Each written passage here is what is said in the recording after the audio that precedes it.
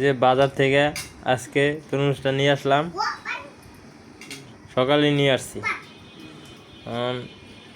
বিক্রি করছি একটা কাস্টমারের কাছে। ফার্স্টেই কাস্টমারটা নিছে, বাসায় নিয়ে কাটছে। পুরা তরমুজ দেখেন ভালো, কোনো দাগ নাই, কোনো কিছু নাই, স্পট নাই বাইরে কোনো জায়গা দিয়া। কিন্তু তরমুজটা এই যে খুলি, আপনি অবাক হয়ে যাবেন।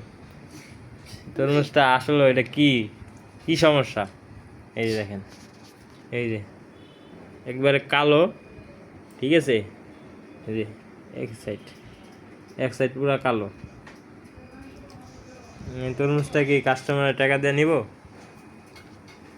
এই যে দেখেন, তো লাল হয়েছে ভিতরে কিন্তু একবারে কালো, মানে এই জায়গায় বিচিগুলো একবারে কালো হয়ে গেছে। কি কারণে হয়েছে বুঝতে হইব। এই যে রাজা ভাই, এই যে দেখেন,